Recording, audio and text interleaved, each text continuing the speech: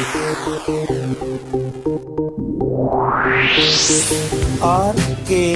स्वागत है दोस्तों आपका एक बार फिर से हमारे YouTube चैनल RKB कैंफी वीडियोस में।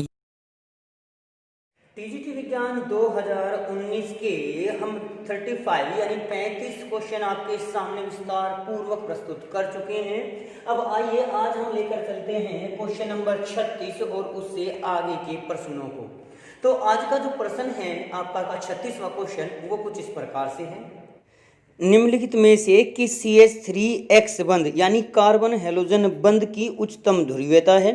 CBr, CF, CCl या फिर CI यानी ब्रोमीन, फ्लोरीन, क्लोरीन और आयोडीन के साथ कार्बन की उपस्थिति के रूप में।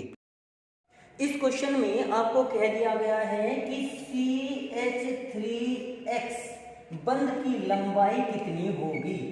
अब इसमें भी पूछा है कि सबसे ज्यादा ध्रुवीयता किसकी है। इस बंध में ध्रुवीय लक्षण पूछा है। अब सबसे पहले अगर हम यहाँ इन ध्रुवीय लक्षणों को, बंध लंबाई को और अन्य बहुत सी बातें आ जाती है, कभी कभी आपका एक आ जाता है द्विध्रुव आघूर्ण।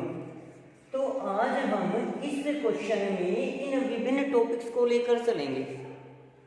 यहाँ पर न जाने इन एक टॉपिक के साथ साथ देखिए हम जो क्वेश्चन करा रहे हैं वो केवल उद्देश्य हमारा उस क्वेश्चन को कराने का नहीं है, बल्कि ये भी है कि आप एक क्वेश्चन के साथ कितने ज्यादा टॉपिक समझ सकते हैं, कितने ज्यादा टॉपिक को आप लोग जान सकते हैं।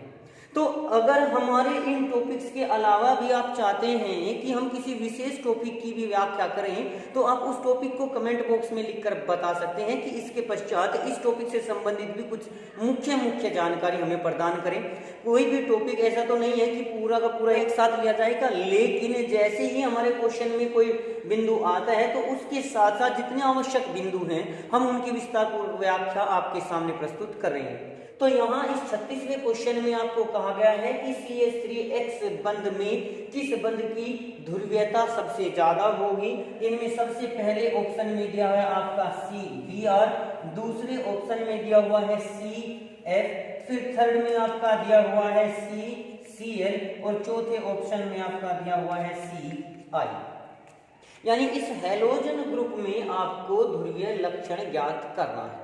ध्रुवीय लक्षण से पहले हम आपको एक जो विद्युत ऋणात्मकता होती है उस टॉपिक के बारे में जानकारी देंगे। विद्युत ऋणात्मकता, इलेक्ट्रोनेगेटिविटी, किसी भी परमाणु के द्वारा जब वो दूसरे परमाणु के साथ साझा करता है, साझेदारी द्वारा बंध बनाता है, तो उस बंध में अपनी ओर उन शेयर्ड पेयर यानी साझे के इलेक्ट्रॉन युग्मों को अपनी ओर आकर्षित करने का गुण ही विद्युत ऋणात्मकता या इलेक्ट्रोनेगेटिविटी कहलाता है। विद्युत ऋणात्मकता आवर्त सारणी में अगर बाएं से दाएं चलते हैं, लेफ्ट टू राइट चलते हैं, तो विद्युत ऋणात्मकता बढ़ती है, जबकि वर्ग में ऊपर से नीचे की ओर विद्युत ऋणात्मकता घट जाती है। कोई भी परमाणु जो जितना विद्युत ऋणी होगा, विद्युत ऋणात्मकता का गुण रखेगा, वो उतना ही अधिक अधात्विक लक्षण भी रखेगा, और जिसकी विद्युत ऋणात्मकता जितनी कम होगी वो उतना ही अधिक धात्विक लक्षण रखेगा। और विद्युत ऋणात्मकता का उल्टा धात्विक लक्षण या विद्युत धनात्मकता भी कहा जाता है। पूरी पीरियडिक टेबल में फ्लोरीन सबसे अधिक विद्युत ऋणी तत्व और सीजियम सबसे अधिक विद्युत धनी तत्व होता है। ये क्वेश्चन भी आपके अलग से छोटे छोटे पॉइंट में हम देखिए किसी भी क्वेश्चन के बारे में जो जानकारी देते हैं वो बहुत छोटी छोटी डीपली पॉइंट की जानकारी आपको देते हैं, जिस प्रकार से आपका एग्जाम में क्वेश्चन पूछा जा सकता है। तो सबसे अधिक विद्युत ऋणी तत्व है फ्लोरीन, सबसे अधिक विद्युत धनी तत्व है सीजियम। तो यानी यहाँ पर अगर इनके बारे में देखें तो अब एक बात और साथ के साथ में थोड़ा सा आकार के रूप में भी लेकर चलूं।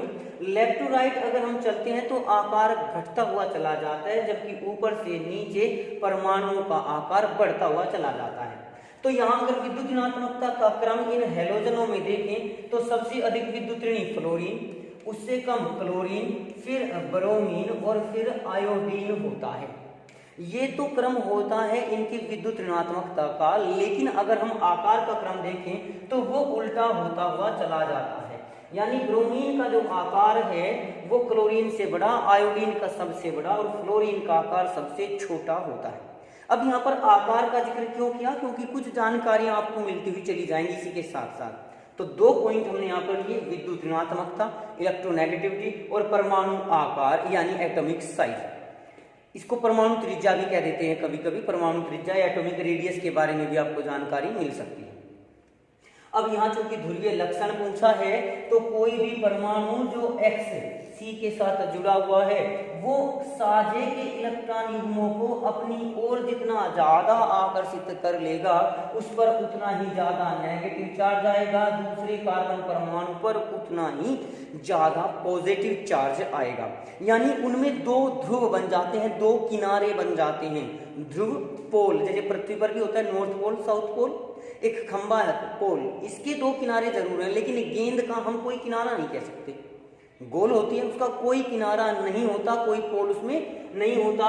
तो यहाँ पर भी परमाणुओं के द्वारा जब साझे का इलेक्ट्रॉन युग्म अपनी ओर आकर्षित कर लिया जाता है तो एक परमाणु जो इलेक्ट्रॉन को आकर्षित करता है उस पर आंशिक रूप से ऋणावेश और दूसरे परमाणु पर आंशिक रूप से धनावेश आ जाता है। ऐसा बंध ध्रुवीय बंध कहलाता है और ऐसा अणु ध्रुवीय अणु कहलाएगा। और जिसमें ये आवेश जितना अधिक होगा उसकी ध्रुवीयता, उसका ध्रुवीय लक्षण उतना ही अधिक होता है।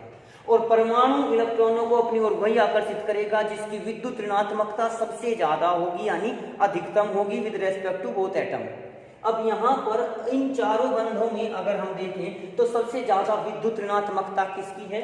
वो फ्लोरीन की होती है। तो फ्लोरीन ये यहाँ पर दूसरे ऑप्शन में है, तो ये यहाँ ऑप्शन आपका सही हो जाएगा इस क्वेश्चन के अकॉर्डिंग कि इन यौगिकों में, इन बंधों में सबसे ज्यादा ध्रुवीय लक्षण किसका है? तो वो CF बंध का होगा। क्यों?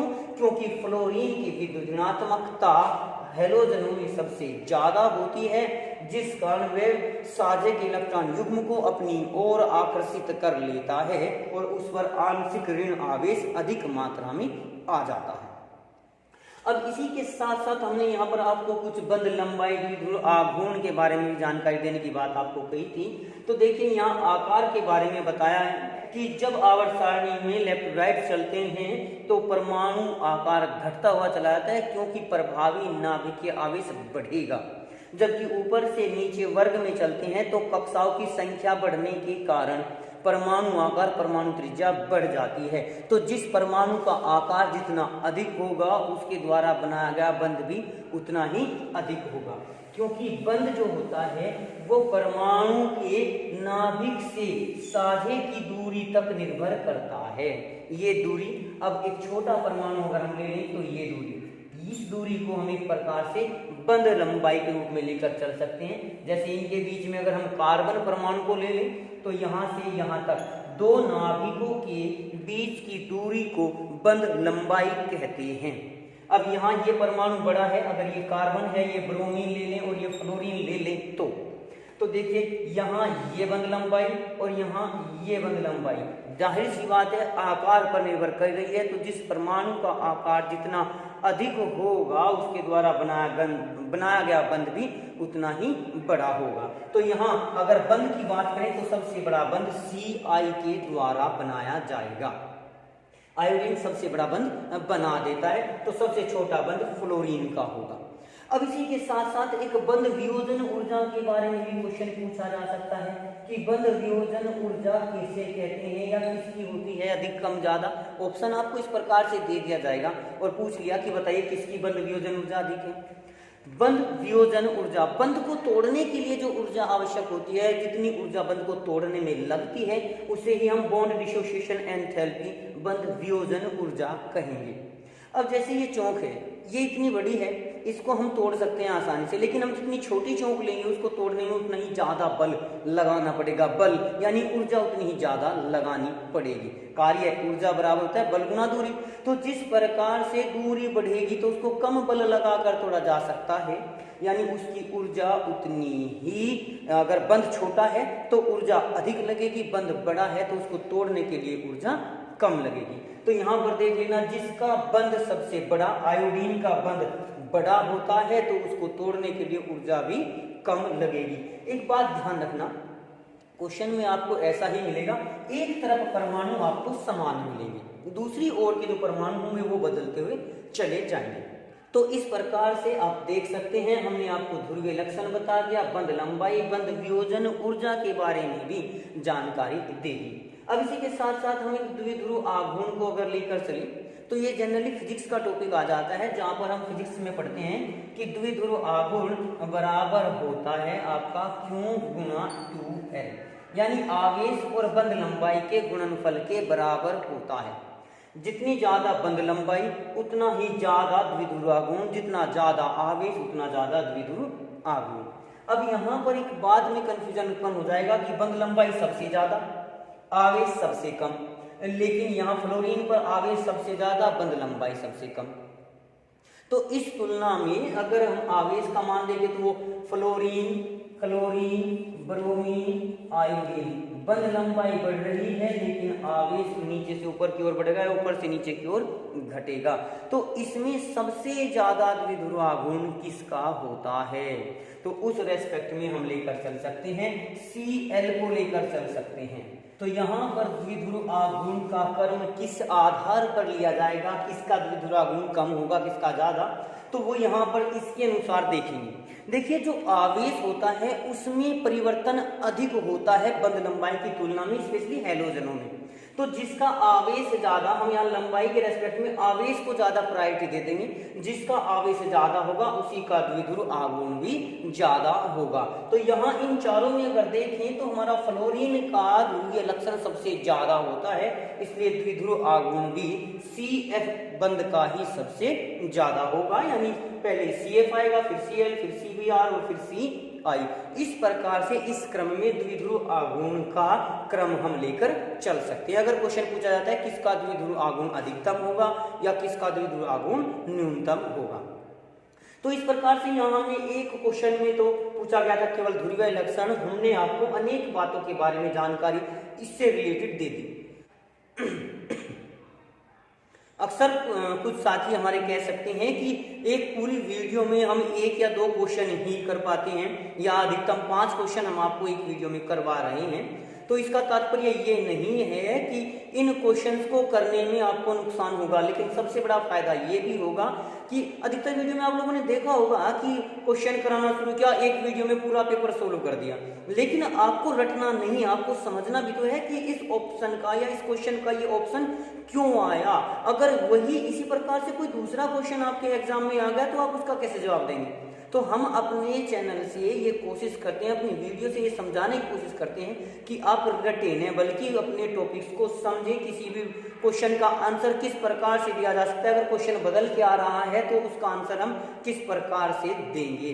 तो हम अपनी वीडियो में ज्यादा क्वेश्चन करने की कोशिश इसलिए नहीं करते कि आप भले ही कम समझें लेकिन वो समझ जाएं। ज्यादा क्वेश्चन करने से समझ में आपके कुछ नहीं आया, आपने रटने की कोशिश की तो रटा हुआ कभी कामयाब नहीं होगा। इसलिए हम अपनी वीडियो में कम क्वेश्चन रखते हैं लेकिन उनकी व्याख्या अधिक विस्तार पूर्वक करते हैं।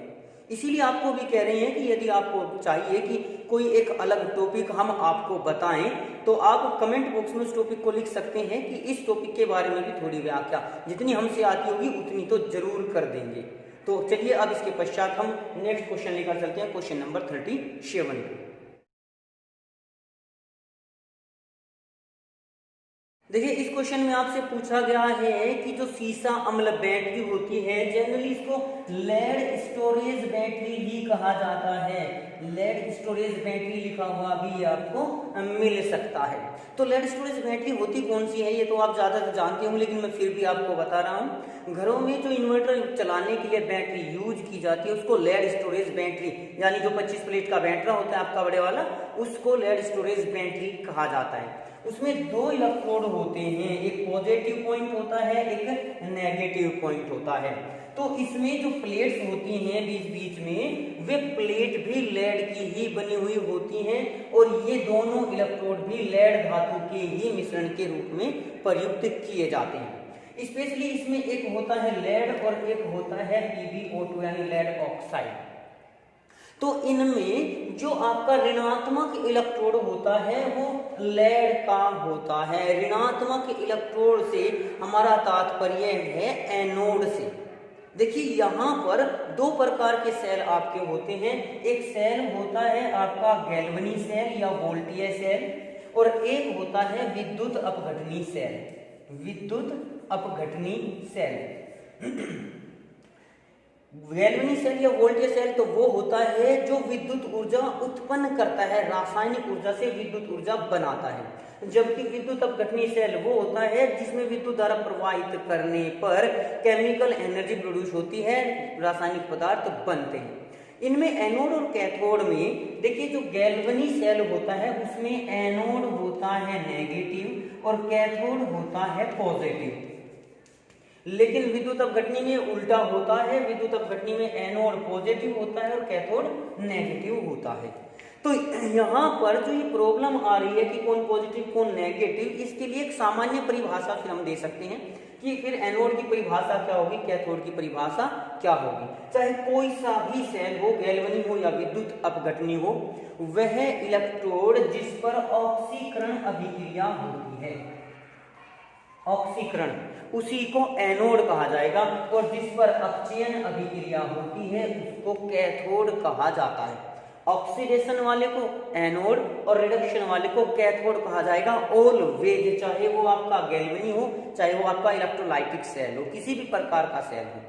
बस एनोड में जब ऑक्सीकरण अभिक्रिया होगी तो जैसे हम जिंक और कॉपर का ही एक सेल ले लें, गैल्वनी सेल, तो जिंक जब इलेक्ट्रॉन उत्पन्न करता है तो वहां पर वे इलेक्ट्रॉन एनोड के ऊपर ही उपस्थित रह जाते हैं, जो वायर के द्वारा दूसरे स्थान पर जाते हैं, कॉपर की ओर को जाते हैं। तो इलेक्ट्रॉन उत्सर्जन के कारण वो नेगेटिव चार्ज वाला होता है। इस प्रकार से भी आप इसको याद करके चल सकते हैं।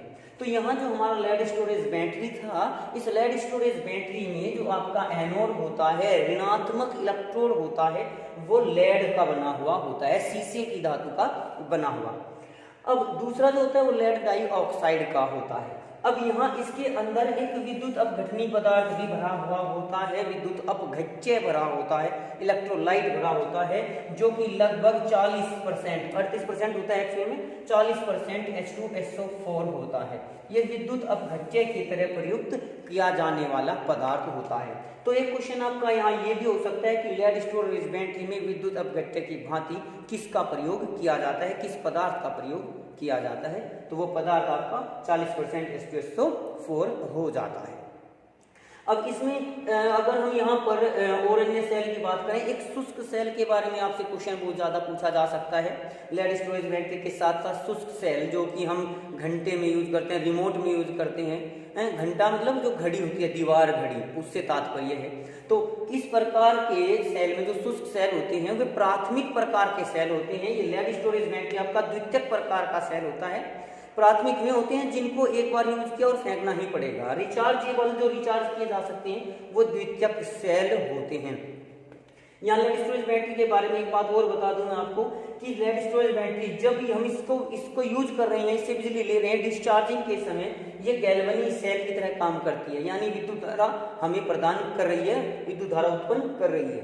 लेकिन जब हम इसको चार्ज करें, बैटरी डिस्चार्ज होगी, डाउन हो गई, तो उसके बाद हम इसको चार्ज करते हैं, तो चार्ज करते समय ये विद्युत अपघटनी सेल की भांति कार्य करेगी। ये दोनों प्रकार की सेल की भांति कार्य करती है। और इस प्रकार का सेल जो रिचार्ज किया जा सकता है उसको हम द्वितीयक सेल, सेकेंडरी सेल भी कहते हैं।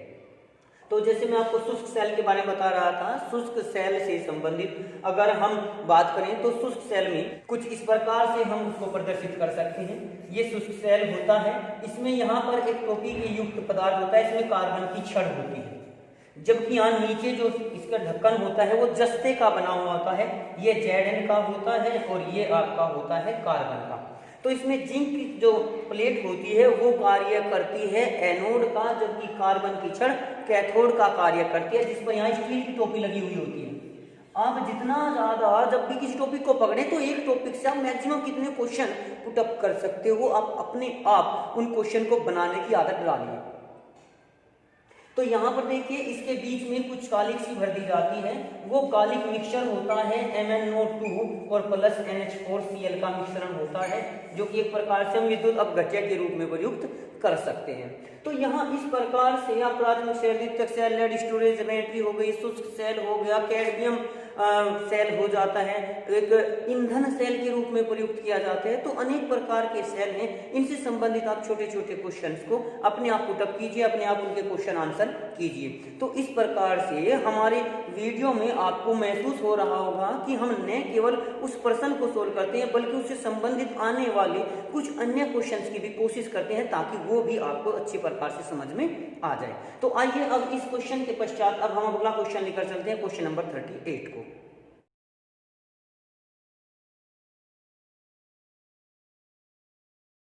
इस क्वेश्चन में क्या कहा है कि एक दीवार है, उस दीवार पर एक गेंद टकराती है और फिर वापस आ जाती है। तो इसके संवेग में होने वाला परिवर्तन बताना है आपको, और इसके लिए अनेक ऑप्शन आपके सामने दे दिए गए हैं। ऑप्शन आपके क्या है, एक बार मैं उनको लिख रहा हूं। ऑप्शन एक तो दे दिया है 0, एक दिया हुआ है mv, एक दे दिया 2mv और एक दे दिया -2mv। और क्वेश्चन में कह दिया है कि इसके संवेग में कितना परिवर्तन होता है। तो देखिए जो प्लस और माइनस होते हैं, सामान्य तौर पर ये मूल बिंदु जिसको कहा जाता है, उसमें हम जो राइट साइड में लिखते हैं वो प्लस की राशि और लेफ्ट साइड में जो लिखते हैं वो माइनस की राशि को लिखते हैं। गणित के अनुसार जो आप लोगों ने संख्या रेखा भी पढ़ी होगी, +1 +2 +3 +4 -1 -2 -3 -4, इस प्रकार से जितना राइट साइड में जाती है उतनी संख्या बढ़ती हुई चली जाती है, लेफ्ट साइड में संख्या हमारी छोटी होती हुई चली जाती है। तो देखिए दीवार हमारे सामने होती है, हम अपने आप को अगर मूल बिंदु पर मान लें तो ये दीवार पीछे की ओर नेगेटिव, आगे की ओर पॉजिटिव होती है। तो जब m द्रव्यमान की कोई वस्तु दीवार की ओर फेंकी जाती है और उसका वेग है v, तो संवेग p इक्वल टू हो गया mv। पहली बार संवेग p equal to mv plus का हो गया। लेकिन अब जैसे वो टकराकर वापस उल्टी दिशा में आती है, अगर प्लस की तरफ वेग v है तो माइनस की तरफ क्या हो जाएगा v। तो यहां पर संवेग P2 इक्वल टू क्या हो जाएगा -m इंटू v, क्योंकि वेग और संवेग दोनों सदिश राशियां होती हैं। वेग भी सदिश है, संवेग भी सदिश है। तो जब हमने अपने से दूर की ओर फेंका तो वो सामने की ओर हमारा प्लस का हो गया, वापस आते समय माइनस का। तो संवेग परिवर्तन हमें देखना है। संवेग परिवर्तन डेल्टा P इक्वल टू हो जाएगा P2 P1।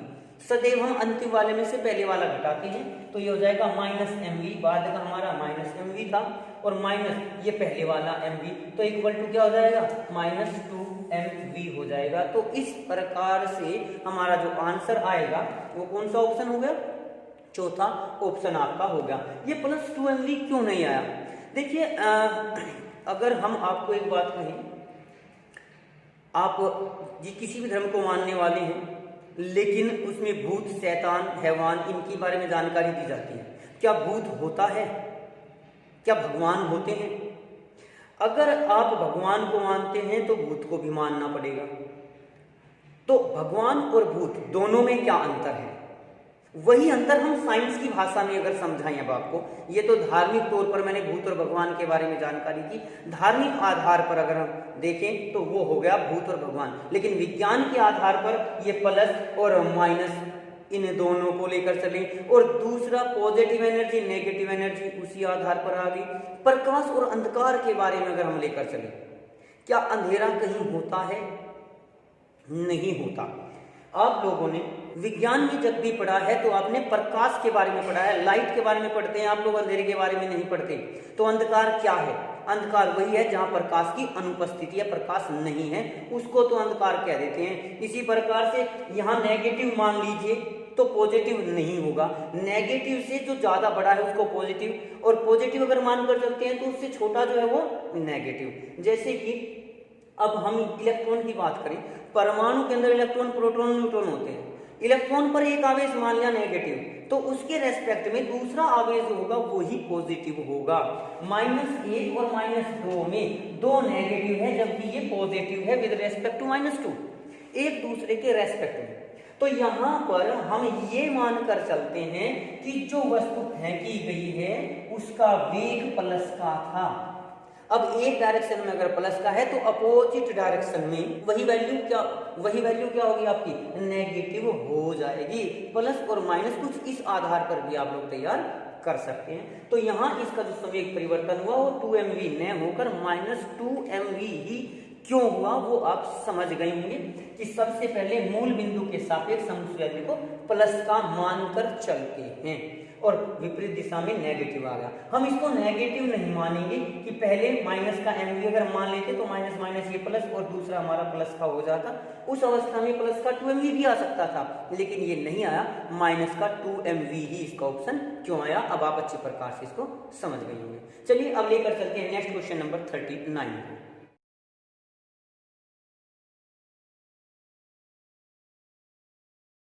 इस क्वेश्चन में आपको दे दिया गया है कि कौन से पदार्थ उपयुक्त परिस्थितियों के अंतर्गत मुक्त मूलक यानी फ्री रेडिकल का निर्माण करेंगे। तो यहाँ पर जो ऑप्शन दिए हुए हैं वो सबसे पहले दे दिया गया है एल्कोहल, उसके बाद दूसरा दिया हुआ है एल्किल हैलाइड, उसके पश्चात आपका दिया हुआ है एल्कीन्स और उसके बाद दिया हुआ है ऑल ऑफ दोज या ऑल ऑफ दीज, कुछ लेकर चल सकते हैं। ये चार ऑप्शन आपको दिए गए हैं। तो यहाँ पर सबसे पहले आपको मैं फ्री रेडिकल के बारे में जानकारी दे दूं, मुक्त मूलक के बारे में जानकारी दे दूं कि ये क्या होते हैं। जब भी परमाणु या यौगिक आपस में अभिक्रिया करके नए पदार्थों का निर्माण करते हैं तो उनमें पहले कुछ पुराने बंध टूटेंगे, तब जाकर नए बंधों का निर्माण होगा। पुराने बंधों का टूटना विदलन कहलाता है, विदलन टूटना विखंडन कहलाता है। अब ये विखंडन या विदलन दो टाइप का होता है, एक होता है होमोलिसिस समविदलन जिसको कहेंगे, और एक होता है हेट्रोलिसिस। होमोलिसिस और हेट्रोलिसिस, समविदलन विषम विदलन, समविखंडन विषम विखंडन।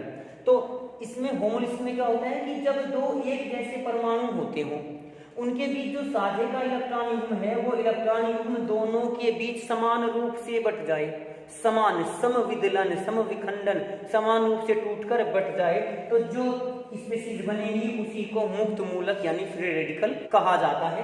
जबकि हेट्रोलिसिस में अगर दो परमाणु आपस में जुड़े हुए हैं और ये साझे का इलेक्ट्रॉन युग्म किसी एक के पास ही चला जाए तो उस अवस्था में आपके आयनों का निर्माण होता है। अगर यहाँ कार्बनिक यौगिक कोई है और जब ये नेगेटिव पार्ट कार्बन के पास जाता है तो उसको बोलते हैं कार्बेनायन, और अगर ये नेगेटिव पार्ट कार्बन के अलावा दूसरे के पास जाता है यानी कार्बन पर पॉजिटिव चार्ज आएगा, यहाँ नेगेटिव चार्ज आएगा तो कार्बेनायन, कार्बन पर पॉजिटिव चार्ज आएगा तो उसको कार्बोनियम आयन कहा जाता है या कार्बधनायन कहा जाता है। ये आपका होमोलिटिक विदलन और हेट्रोलिटिक विदलन के बारे में मैंने एक छोटी सी जानकारी दी थी।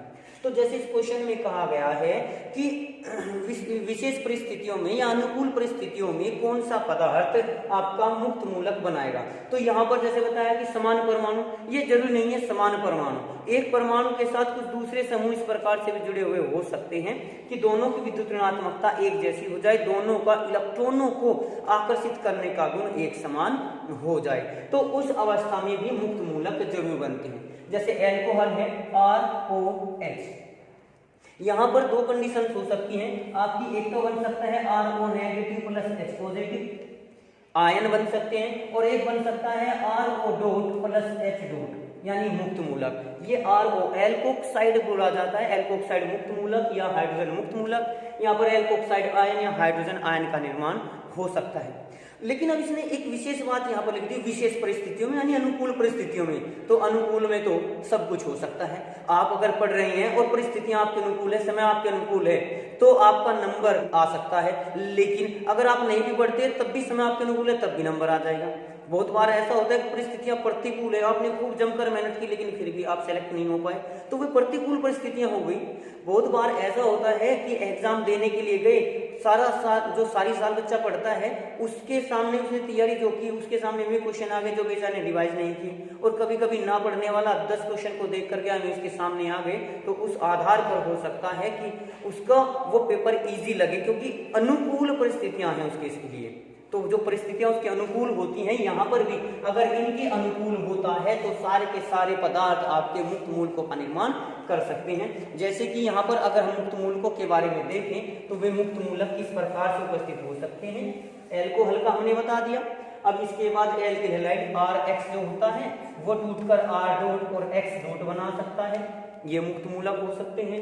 Alkene R C H double bond CH2 है, इसके रेस्पेक्ट में भी जब यहाँ पर मुक्त मूलकों का निर्माण होगा तो ये बंध टूटकर आपके आर सी एच डॉट और CH2 मुक्त मूलक के रूप में उपस्थित हो सकते हैं। और ऑल ऑफ दीज में ये सारे के सारे सामान्य तौर पर जो एल्कीन होती है वो ज्यादातर आयनों का निर्माण करेगी ज्यादातर, लेकिन जब अनुकूल परिस्थितियों का नाम दिया गया तो अनुकूल परिस्थितियों में तो ये आपके मुक्त मूलकों का निर्माण भी कर सकते हैं।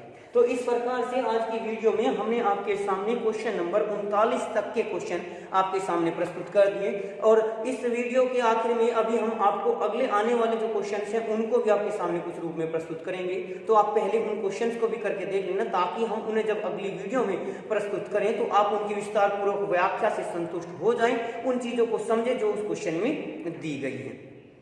तो इसके साथ साथ फिर से मैं आपको कहना चाहूंगा, जैसे मैं पहले भी कह चुका हूं, कि यदि आपको कोई विशेष टॉपिक चाहिए तो इस टॉपिक पर 2-4 बातें हमें बताइए, 2-4 बिंदु के बारे में जानकारी दीजिए, किस प्रकार के क्वेश्चन आपसे पूछे जा सकते हैं, तो आप उन टॉपिक्स को कमेंट बॉक्स में लिखकर बता सकते हैं, उनके बारे में जानकारी प्राप्त कर सकते हैं। तो आज की वीडियो के लिए आपका धन्यवाद।